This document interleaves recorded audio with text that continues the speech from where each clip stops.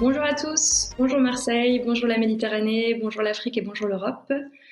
Je suis très heureuse de vous accueillir aujourd'hui pour ce panel consacré aux étudiants entrepreneurs qui nous entourent tous aujourd'hui, et plus précisément aux étudiants entrepreneurs face aux défis sociétaux, du parcours académique aux solutions innovantes à impact. Je suis Julie Lancrier-Guerig, la directrice des opérations d'Emerging Valley. Et j'aimerais commencer ce panel avec une petite mise en contexte. Donc, nous vivons aujourd'hui sur une planète où plus de la moitié des 7 milliards et demi d'habitants a moins de 30 ans. Cependant, si on se concentre sur les pays d'Afrique du Nord et du Moyen-Orient, pays qui nous intéressent aujourd'hui, cette proportion atteint les 60%.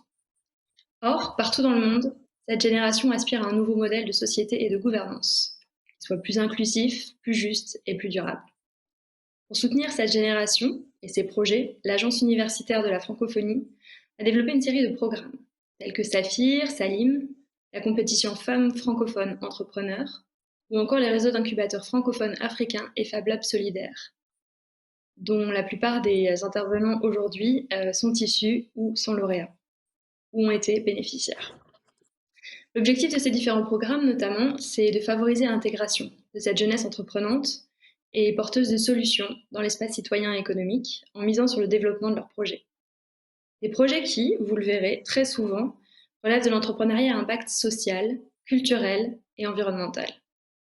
Alors aujourd'hui, comment encourager ces étudiants dans le développement de leurs projets? Comment allier études et entrepreneuriat? Quels sont les atouts, les défis et les opportunités de l'entrepreneuriat quand on est étudiant? Autant de questions qui seront débattues au cours de cet atelier, puisque, comme je vous l'ai dit, je suis entourée aujourd'hui des acteurs de terrain. Ils sont issus de Tunisie, du Bénin, de RDC, du Liban ou encore du Maroc, et tous sont porteurs de projets à impact.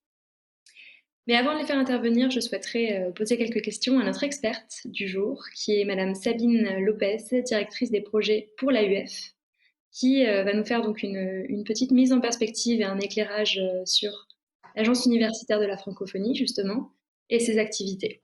Je me tourne donc vers vous, Sabine. Est-ce que vous pouvez en quelques mots nous présenter la stratégie de l'AUF en faveur du développement et de l'entrepreneuriat? Merci Julie. Bonjour Marseille, bonjour à tous les participants à Emerging Valley. Nous sommes très heureux d'être parmi vous aujourd'hui pour pouvoir développer tous les beaux projets qui se déroulent dans ce cadre. Donc tout d'abord, quelques mots sur l'Agence universitaire de la francophonie. C'est une association d'établissements d'enseignement supérieur et de recherche qui couvre 1007 universités de partout dans le monde, qui ont en partage les idéaux de la francophonie. Donc ça, c'est très important. Nous sommes également l'opérateur de la francophonie universitaire. Donc, de ce fait, notre objectif est de développer des projets structurants pour permettre à l'enseignement supérieur dans toute la zone concernée de développer des activités pour un objectif très clair, permettre à cette jeunesse, dont a souligné Julie l'importance dans les pays de la Méditerranée et du Moyen-Orient, de trouver un emploi. Trouver un emploi, soit en tant que salarié, grâce à des compétences transversales qui vont leur permettre de s'intégrer rapidement dans leur écosystème, soit de créer leur propre emploi, étant donné que dans beaucoup de régions, l'infrastructure, l'écosystème n'est pas forcément ouvert à des possibilités de salariat. Donc, l'AUF est présente partout dans le monde, ce qui lui donne une valeur ajoutée très importante, parce qu'elle peut suivre au plus près du terrain les projets en cours. Donc, comme je vous l'ai dit, l'objectif, c'est d'agir pour une francophonie solidaire et engagée dans le développement.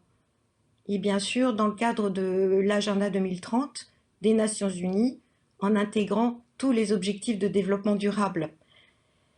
Projet structurant qui se développe sur une stratégie qui a été construite suite à une consultation mondiale qui a eu lieu en 2020, où la thématique de l'employabilité et de l'entrepreneuriat des jeunes est au cœur des préoccupations de tous nos membres, de tous les acteurs régionaux. Nous en sommes arrivés à la conclusion qu'il fallait absolument, au sein de ces structures, développer la culture entrepreneuriale et positionner l'université comme un acteur et un partenaire incontournable de l'écosystème socio-économique sur son territoire pour permettre justement ce développement. Donc l'AUF, comme l'a dit Julie, a développé plusieurs gros projets structurants, dont historiquement le premier qui a permis de fonder les bases du statut d'étudiant entrepreneur, c'est le projet Salem, qui s'est déployé essentiellement en Afrique du Nord, en Tunisie et au Maroc, qui a permis d'une part d'institutionnaliser ce statut et d'autre part de créer des pôles d'accompagnement donc on est parti de 4 pôles et ces 4 pôles maintenant se déploient dans tous les pays concernés. Le statut national d'étudiant entrepreneur, qu'est-ce que c'est? C'est un statut qui permet à l'étudiant de valoriser toute sa démarche entrepreneuriale dans son cursus universitaire et de le faire reconnaître par des crédits et une certification de compétences entrepreneuriales transversales. Donc c'est un outil très important pour la reconnaissance de cet investissement et de cette créativité qu'apporte notre jeunesse au sens large pour le développement de la société dans laquelle elle s'intègre. Et j'insiste bien sur la notion de contextualisation de ces compétences et de ces capacités, pour éviter, nous le savons tous, un problème crucial qui est la fuite des cerveaux dans le monde et donc la possibilité à tous ces jeunes d'aider au développement de leur pays dans des conditions décentes. Donc, au niveau de la stratégie, nous avons d'une part développé ces projets structurants et d'autre part, nous développons ce qu'on appelle des centres d'employabilité francophone, des CEF. Nous avons comme objectif de structurer d'ici 2022, fin de l'année, donc une grande partie est déjà environ 70 centres partout dans les pays où l'AUF est implantée, en collaboration, en co-construction avec des partenaires, que ce soit des partenaires académiques ou des partenaires de l'écosystème, des professionnels pour construire ensemble ces parcours d'intégration pour les jeunes. Voilà en quelques mots, j'ai essayé d'être brève, les grandes lignes de la stratégie liée à l'axe entrepreneuriat. Merci beaucoup Sabine, c'est effectivement beaucoup plus clair. Donc on le voit, les objectifs d'agir pour une francophonie solidaire et puis ce statut crucial. Et on va en parler un peu plus avec nos intervenants. Mais voilà, reconnaître l'investissement et la créativité de la jeunesse, ça nous paraît en droite ligne avec les objectifs du sommet. Donc merci encore Sabine pour votre regard d'expert. L'heure est venue à présent d'interroger les bénéficiaires de ces programmes, ceux qui portent ces projets au quotidien sur le terrain. Et je vais donc commencer par un rapide tour de table pour mieux vous connaître tous. Et on commence donc avec vous, El Ghali Wali Alami. Est-ce que vous pouvez en quelques minutes vous présenter et puis présenter aussi dans quel cadre vous avez rencontré l'AUF? Oui, bien sûr. Donc, bonjour Emerging Valley. Je suis très reconnaissant à l'AEF pour cette belle opportunité où je pourrai partager mes expériences et bien sûr représenter le Maroc et l'Afrique. Donc, tout d'abord, je suis El Ghali Wali Alami, étudiant en troisième année de médecine à Fès et je suis très motivé par l'ambition de construire un aujourd'hui plus juste, plus équitable et un avenir meilleur pour ma communauté et mon pays. Donc, je suis cofondateur et président de Digibad, une ONG qui se concentre sur la digitalisation du secteur de dons de sang au Maroc. Et pour tout ce qui est de l'AEF, je suis accompagné dans le cadre de l'incubation du projet Digibad, bien sûr, au programme CETIR, avec l'incubateur Bidaya, qui est basé sur Casablanca. C'est surtout le programme d'incubation CETIR. Oui.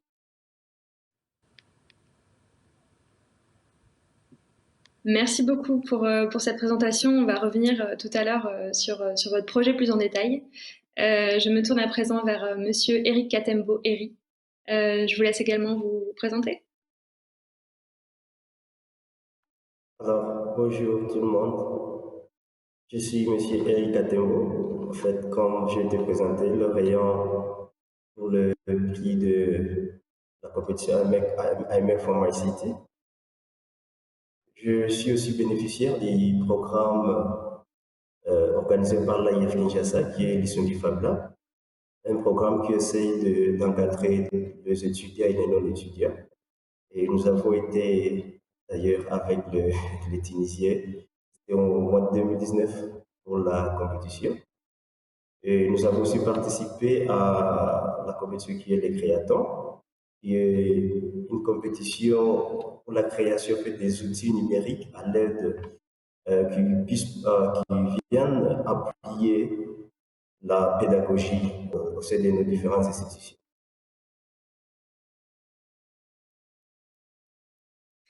Merci beaucoup, Eric. Donc, on va continuer notre tour de table en partant du côté du Liban avec Madame Enis Fer. Est-ce que vous pouvez vous présenter pour notre audience? Bonjour à tout le monde. Donc, je suis Elise Fer, je viens du Liban.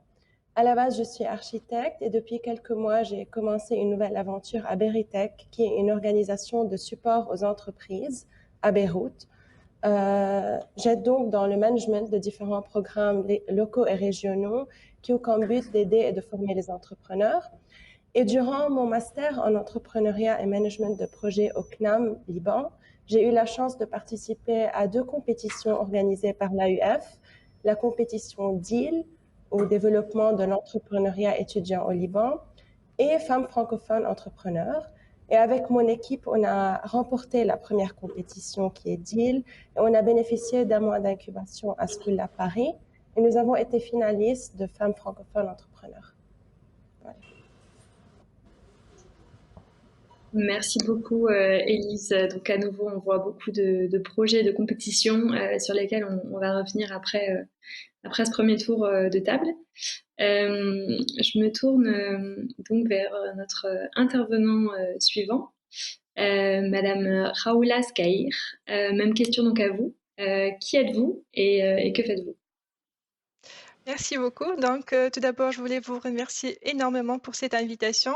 J'ai vraiment le plaisir d'être parmi vous aujourd'hui. Donc, je m'appelle Khaoula Soraya, je suis ingénieure à la base, donc actuellement consultante et data scientist chez Deloitte Afrique francophone. L'accompagnement de l'Agence universitaire de francophonie était dans le cadre de l'appel à projet qui a été lancé suite à la pandémie Covid-19. Et du coup, notre initiative chez DELC a fait partie des 92 projets gagnants et financés par l'AEF, qui sont issus de 87 établissements membres dans 44 pays. Merci beaucoup et bravo pour cette performance. Donc, on termine ce tour de table au Bénin avec Dorcas Gandmaba. Est-ce que vous pouvez vous présenter? Alors, je m'appelle Dorcas Gamagua. Je suis journaliste à la base et depuis un moment entrepreneur. J'ai connu l'AUF grâce à Incubateur francophone africain cette année. J'ai répondu à l'appel à projet, donc j'ai soumis le projet Women Lead Africa qui s'inscrit dans la promotion et l'accompagnement de l'entrepreneuriat féminin. Donc voilà, c'est comme ça que j'ai commencé l'aventure avec l'AUF. Merci beaucoup, Dorcas. Donc, on a effectivement terminé ce premier tour de table et notre audience vous connaît maintenant tous un petit peu mieux. Donc, on va pouvoir rentrer dans le vif du sujet en s'intéressant plus précisément au statut d'étudiant entrepreneur que Sabine a décrit tout à l'heure, en voyant concrètement comment ça s'est passé pour vous. Et aussi, surtout, que vous rentriez dans la description des différents projets à impact que vous développez chacun. Donc, honneur aux dames, je me tourne à nouveau vers Raoula Skaïr. Est-ce que vous pouvez revenir sur votre parcours d'étudiant entrepreneur? Comment et pourquoi avoir voulu développer un tel projet? Merci. Alors, là, vous évoquez l'une des meilleures expériences entrepreneuriales que j'ai déjà vécues. Alors j'ai intégré le pôle étudiant entrepreneur de Carthage pendant sa première édition. Durant ces années, j'ai été personnellement accompagnée par l'équipe la famille PIC, notamment monsieur Walid Baroumi, que je remercie fortement. J'ai assisté à plusieurs workshops, aussi bien sur les soft skills que sur les compétences techniques. Alors là, j'ai appris comment pitcher, par exemple, la même solution de manière différente, tout dépend de l'audience. Donc, j'avais l'opportunité de pitcher devant des investisseurs, des bailleurs de fonds, des business angels, et cetera, et j'avais même l'opportunité de côtoyer le ministère d'éthique. J'ai aussi appris à tenir en compte toutes les spécificités d'un projet. Et tout cela était dans un environnement très passionnant avec de formateurs très sympathiques et dans un coworking space vraiment inégal à Carthage. Euh, donc voilà, cette expérience m'a permis d'extérioriser mes points forts, d'exploiter ma fibre entrepreneuriale, de connaître et affronter les différents challenges du projet, de savoir saisir l'opportunité, identifier le besoin et en créer la solution la plus fiable. Et déjà, c'est ce qui m'a permis au sein de l'équipe Soldiers, qui est composée de 5 membres, d'être si réactive à la problématique envisagée et inattendue qui était la pandémie Covid-19 et de développer la solution chez DELC pour s'entraider à surmonter l'état critique qu'on a déjà vécu en Tunisie. Donc, nous avons participé déjà avec cette solution à un hackathon, le Hack for COVID-19, qui a été organisé par la grande boîte EY, Ernst Young, et on a remporté le deuxième prix. Merci beaucoup, Raoula, pour cet enthousiasme. On voit que c'est une expérience qui vous a marqué. J'aimerais qu'on revienne plutôt à présent sur votre projet, donc Chedarek, que vous avez rapidement évoqué. En quoi ça consiste exactement? Vous nous avez dit que c'était dans le cadre de l'appel à projet Covid-19. Donc, qu'est-ce que cette plateforme finalement et en quoi le soutien que vous avez reçu de l'AUF vous a-t-il permis de passer de l'idée à la concrétisation? Alors, pendant la période de confinement, nous avons pensé à une solution rapide et efficace qui pourrait aider la Tunisie à surmonter la crise de la pandémie. Donc, nous avons conçu une plateforme de livraison qui est 100% gratuite et solidaire à la fois. Donc, cette plateforme appelée Shuddal, qui veut dire Stay Home, elle permet aux utilisateurs, aux citoyens, de passer leurs commandes en quelques clics pour leurs propres courses, leur propre panier. Donc, en Tunisie, on appelle souvent panier donc, pour faire les courses, mais pas que, parce que il y avait aussi un autre panier facultatif qui n'est pas obligatoire, qui est dédié pour le don. Donc, un utilisateur, après authentification, il peut remplir son propre panier et un autre panier qui sera dédié pour le don. Et ensuite, la livraison, aussi bien que la collecte de ces dons, se fait par des bénévoles qui, à cette période, étaient des étudiants qui ont accepté avec plaisir de le faire. Et puis, on a aussi pensé au déplacement de ces bénévoles compte tenu des restrictions de circulation, etc. Donc, le choix était par quartier pour réduire la distance. Et ainsi, nous avons contribué par notre solution à respecter le confinement et aussi aider les nécessiteux par des dons en nourriture. Et tout cela était en coordination avec les municipalités pour, vous savez, les autorisations de circulation, le respect du protocole sanitaire, etc.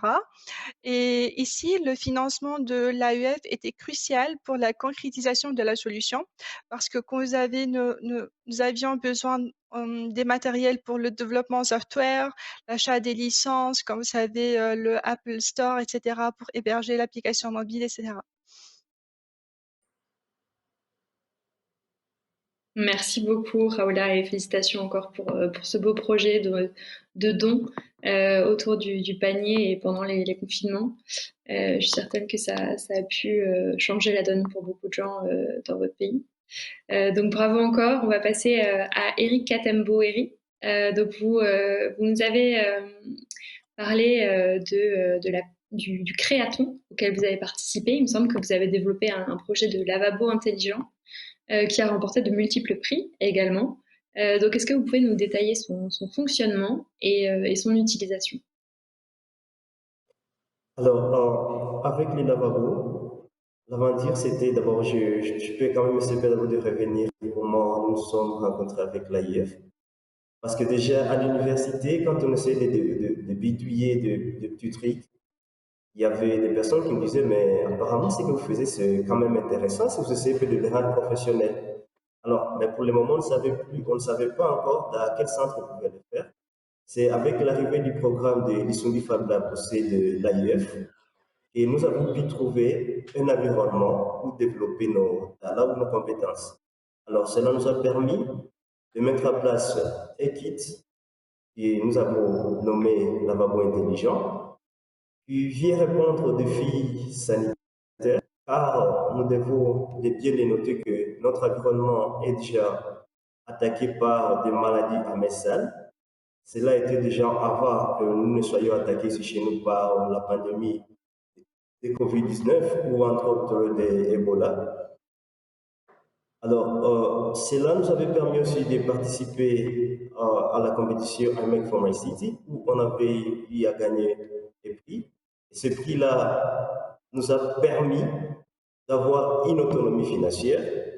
Et cela est suivi de plusieurs accompagnements où, parce qu'il fallait, bien sûr que vous avez l'argent, mais il fallait aussi savoir comment tenir l'entreprise, comment aussi gérer le personnel, comment rendre la production, évidemment, une production professionnelle. On ne pouvait plus rester vraiment trop artisanal. Je sais que nous essayons un peu de naviguer entre les deux, artisanal et puis semi-professionnel. Alors, le lavabo, comme vous l'avez dit, écoutez qu'il est intelligent, il nous permet juste de faire un lavage optimal où vous n'allez pas avoir de contact avec les robinets. Car le même robinet qui est sur les lave-mains actuellement, vous comprendrez que ce sont des vecteurs principaux des microbes. Au même moment que vous venez toucher à état déjà porteur de certains germes qui peuvent contaminer les autres, quand vous lavez, une fois que vous cherchez encore à refermer le lave-main, vous reprenez les mêmes microbes que vous êtes venu chasser à vous laver les mains. Alors nous nous sommes dit, nous pouvons donc utiliser un presse à savon qui sera automatique et un robinet automatique. Et du coup, cela nous a permis d'avoir les kits que l'on a présentés avant l'émission. Alors, c'est là aussi, à côté, on avait eu encore aussi à présenter l'autre projet qui est le projet Montangissi avec la compétition du créaton. Et Montangissi nous avait inspiré avec ce qui se passe dans notre pays, à Goma, où je me retrouve d'ailleurs maintenant là. Je suis à l'Institut français, où je passe mon direct. Avec la guerre qui se passe chez nous, on s'était dit, mais les enfants qui restent à Goma ou les enfants qui restent à Walikale, avec la guerre, faudra-t-il qu'on puisse seulement les délaisser, qu'ils ne puissent pas bénéficier de la même formation que les enfants qui se retrouvent à Kinshasa? Alors on s'était dit non, on s'est dit qu'il fallait mettre en place un dispositif qui nous permettra en fait, d'enseigner à ces enfants avec les contenus qui seront préparés par les personnels compétents d'ici de villes déjà là où il y a une belle stabilité. Et les robots, il aura aussi une possibilité d'évoluer en fait. Et puis ça. Et aujourd'hui, à Goma, on s'est dit que avec notre entreprise, nous cherchons aussi à aller un peu au-delà, faire aussi des smart homes avec des solutions locales. Je sais qu'il y a déjà des solutions plus professionnelles, mais nous, on s'est dit, avec nos petites créativités, c'est aussi possible de mettre l'intelligence artificielle chez nos habitats à un prix abordable. Et puis ça. Merci Eric. Donc lavabo intelligent, intelligence artificielle, on voit beaucoup de créativité comme on en a parlé en introduction. Pour vous, tout a commencé au sein du Fab Lab Lisungi, vous en avez parlé, qui est notamment soutenu par l'AUF. En quoi, donc vous nous avez parlé d'autonomisation financière, mais concrètement, en quoi les soutiens de l'AUF vous ont permis de passer à l'échelle avec votre projet? Alors, comme je vous ai dit tantôt, c'est que au départ, on n'était même pas capable de faire un prototype qui marche. On était encore dans les tâtonnements. Mais grâce aux ressources du Sungi Fab Lab, on a pu quand même mettre notre tout premier prototype en marche et parvenir aussi à multiplier d'autres produits, dont le premier produit qui semblait trop VIP. Mais aujourd'hui, nous avons même produit le lavabo à 3 échelles et cela nous a même encore permis d'innover notre produit pendant la période de Covid. Euh, Sommet d'achat, qui est un distributeur automatique à solution de gel hydroalcoolique, qui nous donne aussi des bons résultats sur les marchés actuellement.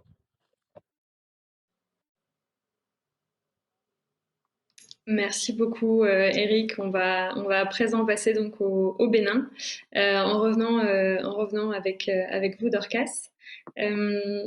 J'écoutais tout à l'heure quand vous parliez, vous nous avez dit avoir développé un projet de soutien donc à l'entrepreneuriat féminin qui est baptisé Women Lead Africa. En quoi ça consiste exactement? Alors, je le disais tout à l'heure dans ma présentation, Women Lead Africa, c'est un projet qui s'inscrit dans l'accompagnement et la promotion de l'entrepreneuriat féminin au Bénin. En fait, en 2020, le Bénin était absent des pays favorables à l'entrepreneuriat féminin. Donc, pour répondre au déficit d'aide à la création d'entreprises de femmes, nous proposons un programme complet de formation accélérée, le tout couplé à une foire annuelle pour les femmes entrepreneurs et les femmes porteuses d'idées d'entreprise. Donc, nous aidons ces femmes-là à explorer leur potentiel entrepreneurial pour mieux gérer. À la différence des autres programmes traditionnels, nos formations sont moins coûteuses et accélérées. Donc, vous gagnez du temps et de l'argent. Et à l'occasion de la foire annuelle, vous faites des ventes. Donc, vous économisez de l'argent lors de la formation, vous économisez du temps et vous gagnez également, vous avez l'opportunité de booster vos ventes, de faire des ventes, de rencontrer de potentiels investisseurs lors de la foire annuelle qui se tient en novembre. En raison du fait que novembre, c'est le mois de l'entrepreneuriat féminin. D'accord, donc encore une fois, on voit un projet à impact. Vous avez donc été accompagné dans le cadre de ce projet par le programme de l'Agence universitaire de la francophonie qui est dédié aux incubateurs africains. Est-ce que vous pouvez revenir pour nous sur cet accompagnement et savoir en quoi il a consisté exactement? D'accord. Alors, je disais tout à l'heure dans ma présentation que j'ai connu l'AUF en répondant à l'appel à projet de incubateur francophone africain.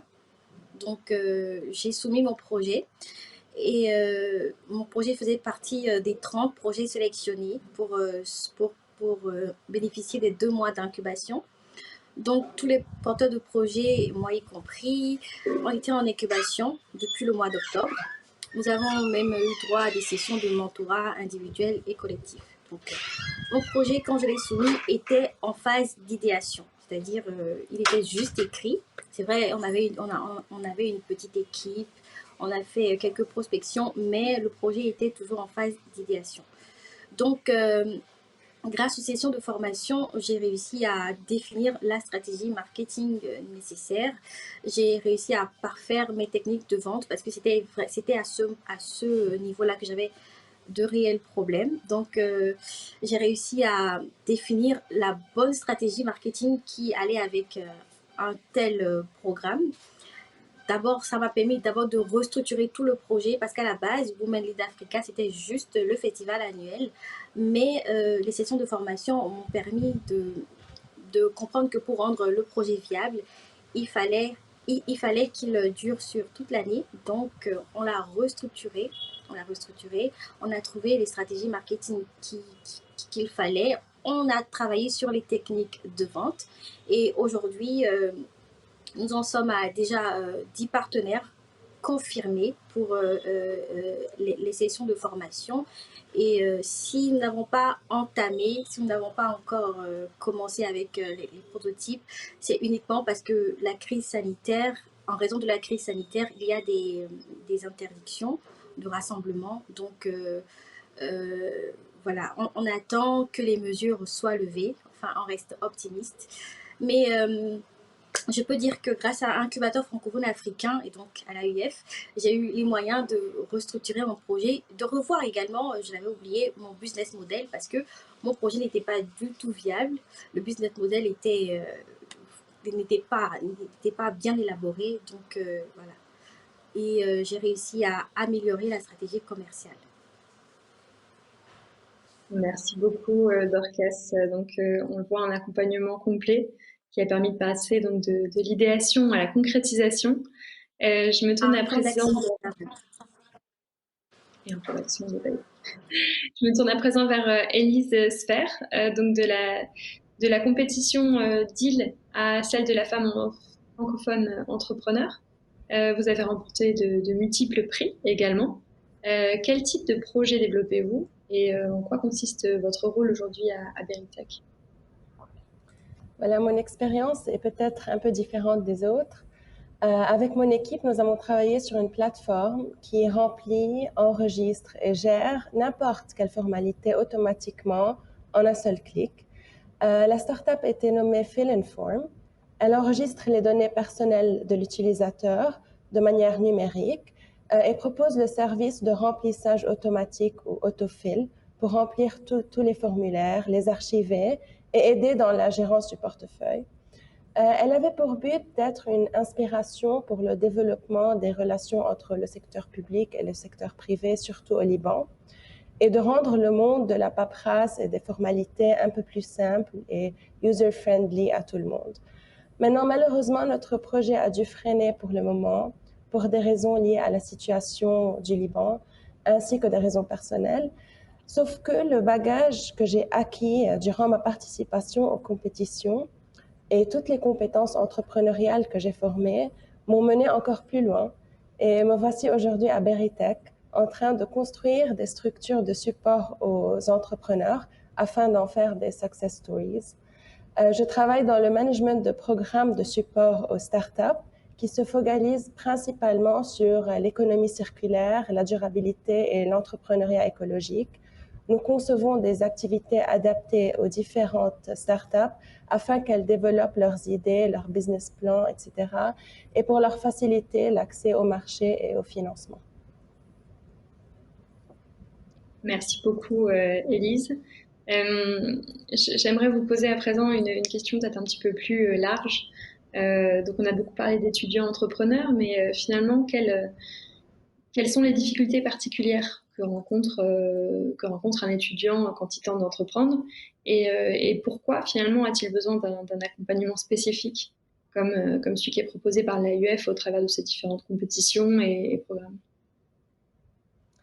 Voilà, à mon avis, l'une des plus grandes difficultés que rencontre l'étudiant entrepreneur est le manque d'informations et de compétences transversales ou soft skills qui lui permettent de se lancer dans le monde entrepreneurial ou même dans le monde de l'employabilité en général. Les compétences académiques et techniques acquises durant le parcours universitaire seules ne lui suffisent pas pour entreprendre. D'où l'importance de l'accompagnement que propose l'AUF pour le développement de ces compétences complémentaires, qu'on peut appeler aussi compétences entrepreneuriales, pour faciliter cette transition entre le monde académique et le monde professionnel. Et ce qui distingue en fait cette méthode d'apprentissage qui est à travers les programmes de soutien à l'entrepreneuriat et les compétitions, etc., c'est qu'on apprend en faisant, ou c'est le doing by learning. Donc, nous avons appris à construire notre business model, notre business plan. Nous avons appris à pitcher et à développer nos modèles financiers à travers des workshops, oui, mais aussi en les faisant nous-mêmes avec le support des experts. Et d'un point de vue un peu plus pratique, je pense que les étudiants entrepreneurs manquent de connexion professionnelle ou de connexion avec des investisseurs, etc. Et les programmes d'accompagnement de l'AUF exposent les idées des étudiants à des experts, des investisseurs, aux médias et à l'écosystème entrepreneurial en général, ce qui offre aux étudiants la possibilité de commencer leur networking avec des personnes clés de cet écosystème. Merci beaucoup, Élise. Donc, on voit toute une sorte d'atout finalement, et vraiment une plongée dans l'écosystème. Donc, soft skills, et mise en relation. Je vais terminer ce tour de table avec vous, El Khali Wali Alami. Vous nous avez dit être étudiant en 3e année et pourtant vous avez déjà cofondé DigiBlood, qui est donc une ONG qui se consacre à la numérisation du don du sang au Maroc. Est-ce que vous pouvez nous en dire plus? Oui, bien sûr. Donc, DigiBlood est une ONG qui se focalise sur la numérisation du don de sang au Maroc à travers 3 canaux. Donc, premièrement, c'est une plateforme où les utilisateurs peuvent avoir toute information nécessaire à propos du sujet, créer leur compte d'utilisateur et prendre un rendez-vous au niveau du centre de transfusion le plus proche. Une autre fonctionnalité majeure, c'est la fonctionnalité SOS.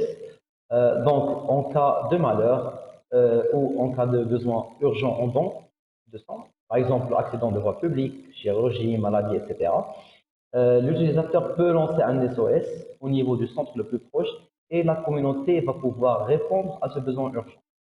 Donc, ça, c'est le premier cas. Donc, deuxièmement, ce sont des services de fidélisation à travers une carte de donneur contenant le type de sang, les coordonnées pour alerter en cas d'accident, un système de points et récompenses pour bien sûr récompenser la régularité des dons. Il y a aussi un système de mission qui s'inscrit au point pour ludifier et rapprocher le secteur aux plus jeunes d'entre nous. Finalement, une communication efficace, bien préparée, à base de capsules vidéo pour le showcase du processus de A à Z, une transparence et une présence sur les réseaux sociaux. Tout cela pour démystifier le don en lui-même, comme concept, combattre tout stéréotype autour du sujet bien sûr, et construire une relation de confiance entre le public cible et la structure de don de sang. Merci beaucoup, El Rally. Donc, une plateforme de don du sang. Félicitations encore, hein, je suis assez impressionnée par tous vos projets à tous. Et c'est à vous que va revenir finalement la touche de conclusion de ce panel qui touche déjà à sa fin. Aujourd'hui, il existe des milliers d'entrepreneurs sur le continent et dans la région du Maghreb.